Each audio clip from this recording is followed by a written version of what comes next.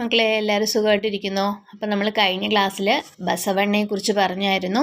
അപ്പോൾ ഭക്തി മൂവ്മെൻറ്റുമായി ബന്ധപ്പെട്ട് നിൽക്കുന്ന കുറേ വ്യക്തിത്വങ്ങളുടെ കാര്യങ്ങളാണ് നമ്മൾ പറഞ്ഞത്. അപ്പം ബസവണ്ണ, അനുഭവ മണ്ഡപം, വീരശൈവ മൂവ്മെൻറ്റ്, അങ്ങനെയുള്ള കാര്യങ്ങളെല്ലാം നമ്മൾ കഴിഞ്ഞ വീഡിയോയിൽ ഡിസ്കസ് ചെയ്തതാണ്. അപ്പോൾ ഇന്ന് നമ്മൾ അടുത്തൊരാളെ പരിചയപ്പെടാനായിട്ട് പോവുക. അയാളുടെ പേരാണ് കബീർ. അപ്പം കബീറാണ് ഭക്തി മൂവ്മെൻറ്റുമായിട്ട് റിലേറ്റ് ചെയ്തിട്ടുള്ള അടുത്ത ഒരു വ്യക്തി എന്ന് പറയുന്നത്. അപ്പം കബീർ പ്രൊപ്പഗേറ്റർ ഓഫ് ഹ്യൂമൻ ഹാർമണി. അപ്പം ഹ്യൂമൻ ഹാർമണിയുടെ പ്രൊപ്പഗേറ്റർ ആയിരുന്നു ആരെന്ന് പറയുന്നത്? കബീർ എന്ന് പറയുന്ന മാനവ സ്നേഹത്തിൻ്റെ ഒരു പ്രചാരകൻ അല്ലെങ്കിൽ പ്രൊപ്പഗേറ്റർ ആയിരുന്നു കബീർ. അപ്പം കബീറിനെ കുറിച്ച് നമുക്ക് നോക്കാം. കബീറിൻ്റെ കുറച്ച് ലൈൻസ് ഇവിടെ കൊടുത്തിട്ടുണ്ട്, ശ്രദ്ധിച്ചേ. The almighty is known by many names. അപ്പം ദൈവത്തെ നമ്മൾ പല പേരുകളിൽ അറിയപ്പെടുന്നു എന്നാണ് ഇവിടെ കൊടുത്തിട്ടുള്ളത്. ലൈക്ക് അള്ളാ, രാം, കരീം, കേശവ്, ഹരി, ഹസ്രത്ത്. അപ്പോൾ ഏതൊക്കെ പേരുകളിൽ അറിയപ്പെടുന്നു ദൈവത്തെ? അള്ളാ, രാം, കരീം, കേശവ്, ഹരി, ഹസ്രത്ത് എന്നിങ്ങനെ ദൈവത്തെ നമ്മൾ പല പേരുകളിൽ വിളിക്കുന്നുണ്ട് എന്നാണ് അദ്ദേഹം പറയുന്നത്. Are in the bangles and rings. നമ്മൾ നോക്കിക്കേ, ബാംഗിൾസും റിങ്സും എടുക്കുവാണെങ്കിൽ nothing but form of gold. അപ്പം എന്താണ്? പൊന്നും കൊണ്ടുണ്ടാക്കിയ അല്ലെങ്കിൽ ഗോൾഡും കൊണ്ടുണ്ടാക്കിയ ബാംഗിൾസും റിങ്സും ഉണ്ട്. അതെല്ലാം എന്തിൻ്റെ ഫോം തന്നെയാണ്? ഗോൾഡിൻ്റെ ഫോം തന്നെ അല്ലേ എന്നാണ് അദ്ദേഹം ചോദിക്കുന്നത്. Variety lies in names we call them. അപ്പം നമ്മൾ വിളിക്കുന്ന വിളിപ്പേരുകളിൽ മാത്രമേ ഈ ഒരു വ്യത്യാസമുള്ളൂ എന്നാണ് അദ്ദേഹം പറയുന്നത്. അപ്പം അദ്ദേഹം പറയുന്ന ഇത്രയേ ഉള്ളൂ, നമ്മൾ എല്ലാവരും വിശ്വസിക്കുന്ന അല്ലെങ്കിൽ എല്ലാവരും പറയുന്ന ദൈവം എന്ന് പറയുന്ന ഒന്നേ ഉള്ളൂ, നമ്മൾ പല പേരുകളിൽ വിളിക്കുന്നു എന്നൊരു വ്യത്യാസം മാത്രമേ അവിടെ വരുന്നുള്ളൂ എന്നാണ് നമ്മൾ കബീർ ഈ ഒരു ലൈൻസിലൂടെ നമ്മളിലേക്ക് എത്തിക്കാനായിട്ട് ശ്രമിക്കുന്നത്. നോക്കിയേ, എന്തൊക്കെ കാര്യങ്ങളാണ് നിങ്ങൾക്ക് മനസ്സിലായി എന്നുള്ളതാണ് ഇവിടെ കൊടുത്തേക്കുന്നത്. നോക്കിക്കേ, these are the lines by Kabir, propagators of Bhakti movement who lived North India, present day Uttar Pradesh in the 15th century. അപ്പം അദ്ദേഹം പറയുന്നത് നോക്കിക്കേ, ഇതെന്ന് പറഞ്ഞാൽ ആരുടെ ലൈൻസാണ്? കബീറിൻ്റെ ലൈൻസാണ്. These are the lines by Kabir. കബീറിൻ്റെ ലൈൻസാണ് ഇവിടെ കൊടുത്തിരിക്കുന്നത്. അദ്ദേഹം ആരാണ്? Propagator of Bhakti movement. Bhakti മൂവ്മെൻറ്റിൻ്റെ പ്രൊപ്പഗേറ്റർ ആയിരുന്നു കബീർ എന്ന് പറയുന്നത്. അദ്ദേഹം ജീവിച്ചിരുന്നത് എവിടെയാണ്? നോർത്ത് ഇന്ത്യയിലായിരുന്നു. അതായത് ഇന്നത്തെ ഉത്തർപ്രദേശിൻ്റെ ഭാഗമായിരുന്ന നോർത്ത് ഇന്ത്യയിലാണ് കബീർ ജീവിച്ചിട്ടുണ്ടായിരുന്നത്. അദ്ദേഹം ജീവിച്ചിരുന്ന കാലഘട്ടമായിരുന്നു 15ാം നൂറ്റാണ്ടെന്ന് പറയുന്നത്. അപ്പോൾ 15ാം നൂറ്റാണ്ടിൽ ഭക്തി മൂവ്മെൻറ്റിൻ്റെ പ്രൊപ്പഗേറ്റർ ആയിട്ടുള്ള കബീർ ജീവിച്ചിരുന്നത് എവിടെയാണ്? നോർത്ത് ഇന്ത്യയിലായിരുന്നു. അതായത് ഇന്നത്തെ ഉത്തർപ്രദേശിൻ്റെ ഭാഗമായിട്ടുള്ള പ്രദേശത്തായിരുന്നു കബീർ ജീവിച്ചിട്ടുണ്ടായിരുന്നത് എന്നാണ് പറയുന്നത്. മനസ്സിലായോ? ഇനി നോക്കിക്കേ, Kabir propagated his ideas through such hymns known as dohas. അപ്പം ഇത് പഠിക്കണം, പരീക്ഷയ്ക്ക് ചോദിക്കുന്ന കാര്യമാണ്. എന്താണ് ദോഹാസ്? കഴിഞ്ഞ വർഷം പരീക്ഷയ്ക്ക് ഈ ദോഹയുടെ കാര്യം ചോദിച്ചിട്ടുണ്ടായിരുന്നു, ശ്രദ്ധിച്ചേ. അപ്പം കബീർ എന്തോ ചെയ്തു? അദ്ദേഹത്തിൻ്റെ ഐഡിയാസിനെ പ്രൊപ്പഗേറ്റ് ചെയ്തു. എങ്ങനെയാണ്? കീർത്തനങ്ങളിലൂടെ. ആ കീർത്തനങ്ങളെ പറയുന്ന പേരാണ് ദോഹാസ് എന്ന് പറയുന്നത്. അപ്പം ഏത് പേരിലാണ് അറിയപ്പെട്ടിട്ടുണ്ടായിരുന്നത്? ദോഹാസ്. Okay. Kabir's dohas were very popular with the masses as he composed his hymns in the language that common people could understand. അപ്പം എന്താ പറയുന്നത്? കബീറിൻ്റെ ദോഹാസ് വളരെ പോപ്പുലർ ആയിരുന്നു, ജനങ്ങൾക്കിടയിൽ വളരെ മാസസ്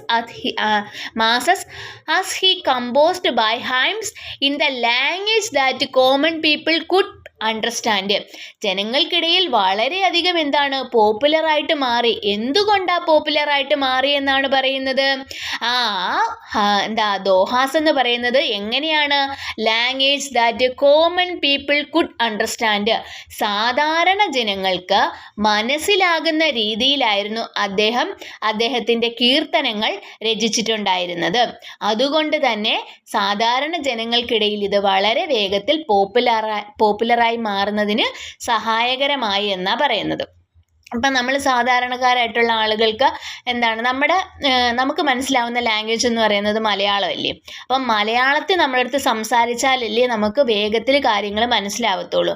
അതല്ലാതെ നമ്മളടുത്ത് വന്നിട്ട് ഇപ്പോൾ അറബിലോ അല്ലെങ്കിൽ ഹിന്ദിയിലോ അല്ലെങ്കിൽ ഉറുദുവിലോ അല്ലെങ്കിൽ വേറെ ഏതെങ്കിലും ഒരു ലാംഗ്വേജിലോ നമ്മളടുത്ത് വന്ന് സംസാരിച്ചാൽ നമുക്ക് കാര്യങ്ങൾ വേഗത്തിൽ മനസ്സിലാക്കാനായിട്ട് സാധിക്കത്തില്ല അല്ലേ.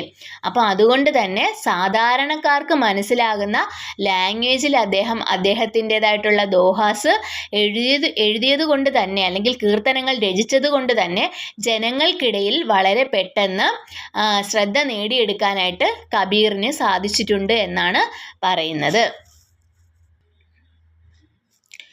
ഇനി നോക്കിക്കേ, Kabir stood for Hindu Muslim unity and brotherhood. അപ്പോൾ കബീർ എന്തിനു വേണ്ടി ശ്രമിച്ചിട്ടുണ്ടായിരുന്നു എന്നാണ് പറയുന്നത്? ഹിന്ദു മുസ്ലിം യൂണിറ്റി, അതായത് ഹിന്ദുക്കൾക്കും മുസ്ലിങ്ങൾക്കും ഇടയിൽ ഒരു ഐക്യം, ഒരു യൂണിറ്റി ക്രിയേറ്റ് ചെയ്യുന്നതിന് വേണ്ടിയിട്ടും അതുപോലെ തന്നെ ബ്രദർഹുഡ്, അവർക്കിടയിൽ ഒരു സാഹോദര്യം വളർത്തിയെടുക്കുന്നതിന് വേണ്ടി ശ്രമിച്ചിട്ടുള്ള വ്യക്തിയായിരുന്നു കബീർ എന്ന് പറയുന്നത്. അപ്പോൾ കബീർ എന്ത് ചെയ്തു? ഹിന്ദു മുസ്ലിം യൂണിറ്റി ഉണ്ടാക്കിയെടുക്കുന്നതിനും അവർക്കിടയിൽ ഒരു സാഹോദര്യം വളർത്തിയെടുക്കുന്നതിന് വേണ്ടി അദ്ദേഹം ശ്രമിച്ചിട്ടുണ്ടായിരുന്നു. He reminded that the Hindu and Muslims are two vessels made of the same soil.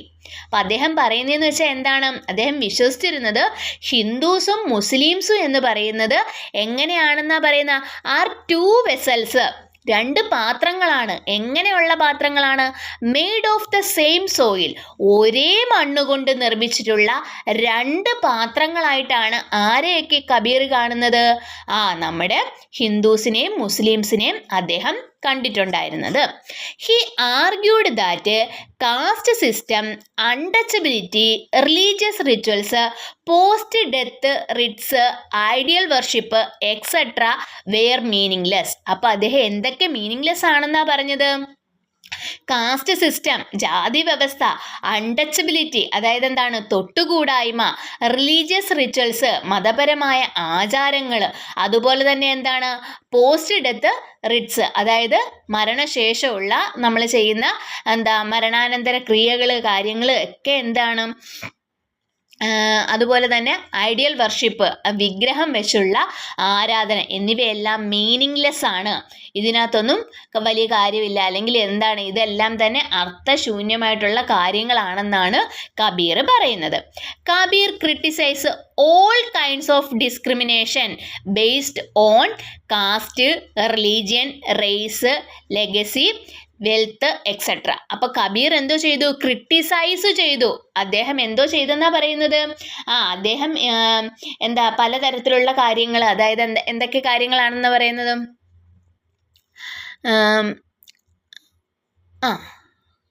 Kabir criticise all kinds of discrimination, പലതരത്തിലുള്ള ഡിസ്ക്രിമിനേഷനെ അദ്ദേഹം എന്ത് ചെയ്തു?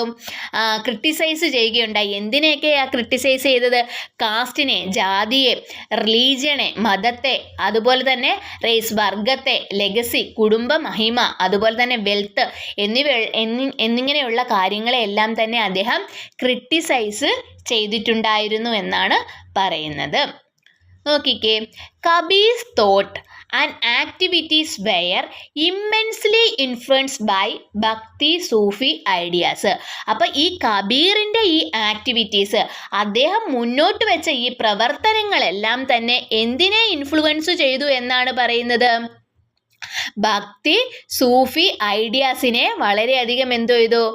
സഹായകരമായി, അല്ലെങ്കിൽ ഭക്തി സൂഫി മൂവ്മെൻറ്റിനെ വളരെയധികം സഹായിക്കുന്നതിന് അദ്ദേഹത്തിൻ്റെ ആശയങ്ങൾക്ക് സാധിച്ചിട്ടുണ്ട് എന്നാണ് പറയുന്നത്. അതുപോലെ ശ്രദ്ധിച്ചേ, he rejected religious tradition completely. അദ്ദേഹം എന്തോ ചെയ്തു എന്നാണ് പറയുന്നത്? റിലീജിയസ് ആയിട്ട്, അതായത് മതപരമായിട്ട് നിലനിന്നിട്ടുണ്ടായിരുന്ന ട്രഡീഷനെ, അതായത് പാരമ്പര്യമായിട്ട് നമ്മൾ ഫോളോ ചെയ്ത് വരുന്ന മതപരമായിട്ടുള്ള കാര്യങ്ങളെല്ലാം തന്നെ അദ്ദേഹം കംപ്ലീറ്റ് ആയിട്ട് എന്ത് ചെയ്തു? റിജക്റ്റ് ചെയ്തിട്ടുണ്ടായിരുന്നു എന്നാണ് ഇവിടെ നമുക്ക് മനസ്സിലാക്കാനായിട്ട് സാധിക്കുന്നത്. നോക്കിക്കേ, he also ignored the external rituals of religion. അദ്ദേഹം എന്തോ ചെയ്തു? ഇഗ്നോർ ചെയ്തു, അതായത് അവഗണിച്ചു, പൂർണ്ണമായി അവഗണിച്ചു. എന്താണ് എക്സ്റ്റേണൽ റിച്വൽസ്? മതങ്ങളിനകത്തുള്ള റിലീജിയനകത്തുണ്ട് ഉള്ള എക്സ്റ്റേണൽ ആയിട്ടുള്ള ചടങ്ങുകളെയും കാര്യങ്ങളെയും എല്ലാം അദ്ദേഹം എന്ത് ചെയ്തു? ഇഗ്നോർ ചെയ്തു, അവഗണിക്കുകയുണ്ടായി എന്നാണ് പറയുന്നത്. Kabir who believed in formless god. അദ്ദേഹം ബിലീവ് ചെയ്തിട്ടുണ്ടായിരുന്നത്, അദ്ദേഹം വിശ്വസിച്ചിട്ടുണ്ടായിരുന്ന എന്തിലായിരുന്നു? Formless God. അതായത് എന്താണ്? ഒരു ഫോം ഇല്ല, അല്ലെങ്കിൽ എന്താണ്? ദൈവത്തിനൊരു രൂപമില്ല. അപ്പം രൂപമില്ലാത്ത ഒരു ദൈവത്തെയാണ് അദ്ദേഹം വിശ്വസിച്ചിട്ടുണ്ടായിരുന്നത്. അതായത് അദ്ദേഹം ഓൾറെഡി പറഞ്ഞു, നമ്മൾ പല പേരുകളിൽ നമ്മൾ ദൈവത്തെ വിളിക്കുന്നു, പക്ഷേ ഈ ദൈവം എന്ന് പറയുന്ന അല്ലെങ്കിൽ ദൈവം എന്ന് പറയുന്ന ഒന്നേ ഉള്ളൂ എന്ന് നമ്മൾ പറഞ്ഞിട്ടുണ്ടായിരുന്നു. അതുകൊണ്ട് തന്നെ നോക്കിക്കേ, he believed in formless god. അദ്ദേഹം ഫോംലെസ് ആയിട്ടുള്ള അല്ലെങ്കിൽ രൂപമില്ലാത്ത ഒരു ദൈവം, ആ ഒരു ആശയത്തിലായിരുന്നു അദ്ദേഹം വിശ്വസിച്ചിട്ടുണ്ടായിരുന്നത്. പ്രൊപ്പഗേറ്റഡ് ഭക്തി ആസ് മീൻസ് ഓഫ് സാൽവേഷൻ. അദ്ദേഹം ഈ ഭക്തിയെ എന്തായിട്ടാണ് കരുതിയിട്ടുണ്ടായിരുന്ന? സാൽവേഷൻ എന്ന് പറഞ്ഞാൽ എന്താണ്? മോക്ഷം ലഭിക്കുന്നതിന് വേണ്ടിയിട്ട് ഉള്ള ഒന്നായിട്ടാണ് ഭക്തിയെ ആര് കരുതിയിട്ടുണ്ടായിരുന്നത്?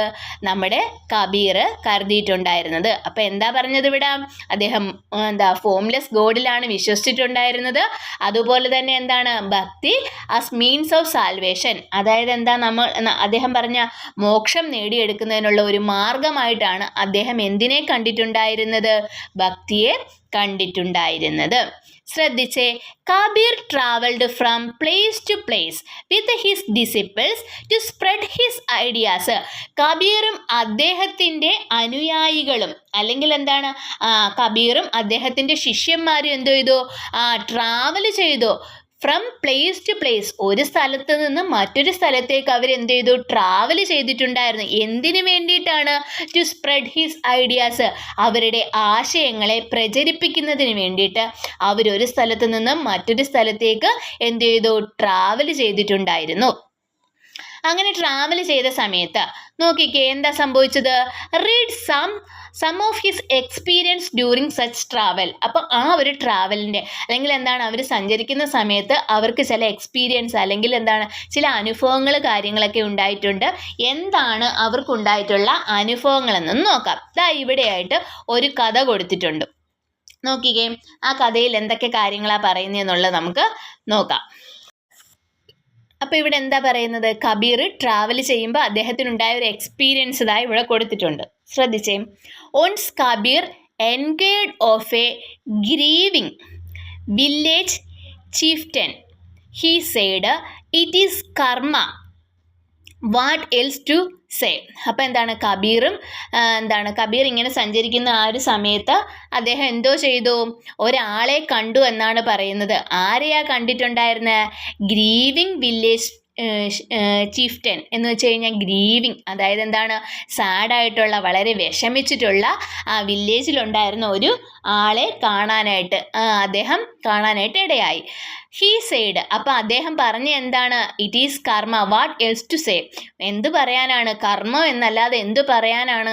എന്താ കാര്യം? എന്താ അദ്ദേഹം ഉദ്ദേശിക്കുന്നതെന്ന് നോക്കാം. People are dying of smallpox. അപ്പം അദ്ദേഹം പറയുവാണേ, ആ വില്ലേജിലുണ്ടായിരുന്ന ആ ഒരു മുഖ്യൻ പറയുക, എന്താണ്? പീപ്പിൾസ്, ജനങ്ങൾ എന്ത് ചെയ്യുന്നു? മരിക്കുവാണ്. എന്തിനു മരിക്കുവാണെന്നാ പറയുന്ന?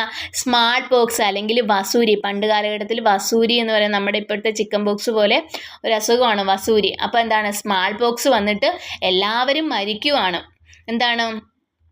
Sorcery is the remedy. Sorcery എന്ന് വെച്ച് കഴിഞ്ഞാൽ മന്ത്രവാദം മാത്രമേ ഇതിനൊരു റെമഡി ആയിട്ടുള്ളൂ എന്നാണ് അദ്ദേഹം പറയുന്നത്. ഇത് കേട്ടപ്പോൾ എന്തോ ചെയ്തു കബീർ ലാഫ്ഡ് ആൻഡ് സേഡ്. അപ്പം കബീർ ചിരിച്ചുകൊണ്ട് പറയുവാണേ, എ സ്പെൽ ഫോർ ഹീലിംഗ്. അപ്പോൾ ഇത് മാറാനുള്ള ഒരു, അല്ലെങ്കിൽ ഈ അസുഖം മാറാനുള്ള രോഗശാന്തിക്ക് വേണ്ടിയിട്ട് ഈ മന്ത്രവാദമാണോ നിങ്ങൾ ചെയ്യുന്നത് എന്നാണ് അദ്ദേഹം ചോദിക്കുന്നത്. None of this can be solved by magical spell. അപ്പം അദ്ദേഹം പറയുന്നത് എന്താണ്? മന്ത്രവാദം കൊണ്ട് ഇതൊന്നും നേടാനായിട്ട് പറ്റത്തില്ല. മാജിക്കലായിട്ട് ഒരു കാര്യവും ഈ മന്ത്രവാദം കൊണ്ട് നേടാനായിട്ട് പറ്റത്തില്ല. Only treatment can cure the disease. അപ്പം ഡിസീസ് മാറണമെങ്കിൽ, അസുഖം മാറണമെങ്കിൽ അവിടെ എന്ത് തന്നെ ചെയ്യണം? ട്രീറ്റ്മെൻറ്റ് തന്നെ ചെയ്തിട്ടേ കാര്യമുള്ളൂ. അതല്ലാതെ മന്ത്രവാദം കൊണ്ട് ഇതിന് യാതൊരു മാറ്റവും ഉണ്ടാകത്തില്ല എന്നാണ് കബീർ അദ്ദേഹത്തോട് പറഞ്ഞത്. അങ്ങനെ കുറേ കാലങ്ങൾക്ക് ശേഷം അദ്ദേഹത്തെ അവർ വീണ്ടും കാണുന്നു. നോക്കിയേ, on another occasion people started giving gift to Kabir and his disciples. അപ്പം കുറേ കാലങ്ങൾക്ക് കഴിഞ്ഞു. എന്നിട്ട് എന്ത് ചെയ്തു? ആശയങ്ങളൊക്കെ ആളുകൾക്ക് മനസ്സിലായി വന്നു. അങ്ങനെ കുറേ നാൾ കഴിഞ്ഞപ്പോൾ എന്ത് ചെയ്തു? വേറൊരു ഒക്കേഷനിൽ, വേറൊരു സമയത്ത് എന്തോ സംഭവിച്ചു എന്നാണ് പറയുന്നത്. പീപ്പിൾ എന്തോ ചെയ്തു? Started giving gift to Kabir and his ഡിസിപ്പിൾസ്.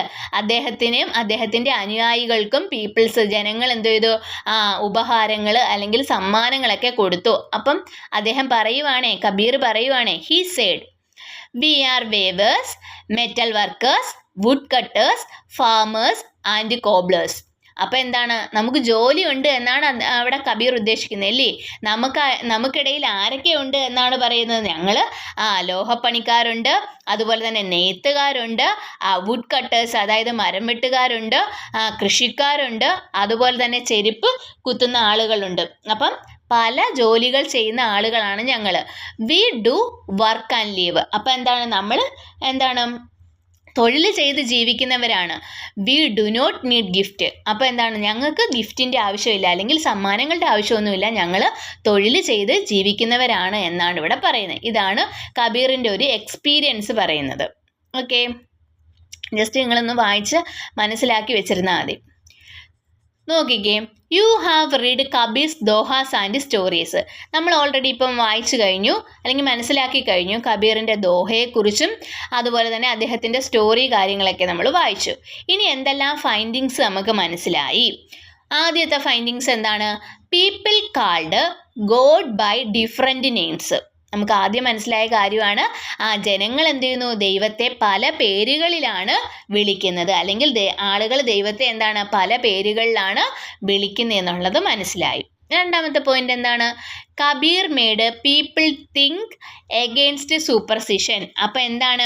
Kabir ജനങ്ങളെ അന്ധവിശ്വാസങ്ങൾ, സൂപ്പർസിഷൻ എന്ന് വെച്ച് കഴിഞ്ഞാൽ അന്ധവിശ്വാസങ്ങൾക്ക് എതിരായിട്ട് ചിന്തിക്കുന്നതിന് വേണ്ടി ജനങ്ങളെ എന്ത് ചെയ്തു? പ്രാപ്തരാക്കി മാറ്റുന്നതിന് വേണ്ടിയിട്ട് കബീർ ശ്രമിച്ചിട്ടുണ്ടായിരുന്നു. ഇനി എന്തെല്ലാം പോയിന്റുകൾ നമുക്കവിടെ എഴുതി ചേർക്കാനായിട്ട് പറ്റും? ഭക്തിയിലൂടെ അദ്ദേഹം എന്തിനു ശ്രമിച്ചിട്ടുണ്ടായിരുന്നു? അല്ലെങ്കിൽ സാൽവേഷന് വേണ്ടിയിട്ടാണ് അദ്ദേഹം ഭക്തി എന്ന് പറയുന്ന ഒരു ആശയം അദ്ദേഹം കൊണ്ടുവന്നിട്ടുണ്ടായിരുന്നത് എന്നുള്ളത് നമുക്ക് അവിടെ എഴുതി ചേർക്കാനായിട്ട് പറ്റും. അതുപോലെ തന്നെ അദ്ദേഹം ഫോംലെസ് ഗോഡിലാണ് വിശ്വസിച്ചിട്ടുണ്ടായിരുന്നത് എന്ന് എഴുതി ചേർക്കാനായിട്ട് പറ്റും. അതുപോലെ തന്നെ അദ്ദേഹം എന്തിനെയെല്ലാം എതിർത്തിട്ടുണ്ടായിരുന്നു? ഐഡിയൽ വർഷിപ്പിനെയും, അതുപോലെ തന്നെ പോസ്റ്റ് ഡെത്ത് റിറ്റ്സിനെയും, അതുപോലെ തന്നെ റിലീജിയസ് റിച്വൽസിനെയും, അൺടച്ചബിലിറ്റിയെയും, കാസ്റ്റ് സിസ്റ്റത്തെയൊക്കെ അദ്ദേഹം എതിർത്തിട്ടുണ്ടായിരുന്നു. അങ്ങനെയൊക്കെയുള്ള ആശയങ്ങൾ നിങ്ങളിവിടെ എഴുതി ചേർക്കണം. അപ്പം കബീറിൻ്റെ ഇത്രയും കാര്യങ്ങളാണ് നമ്മുടെ ടെക്സ്റ്റ് ബുക്കിൽ പറയുന്നത്. അപ്പം കാര്യങ്ങളൊക്കെ മനസ്സിലായെന്ന് വിചാരിക്കുന്നു. അപ്പോൾ എന്തെങ്കിലും ഡൗട്ട് ഉണ്ടെങ്കിൽ കമൻറ്റിൽ ചോദിച്ചാൽ മതി.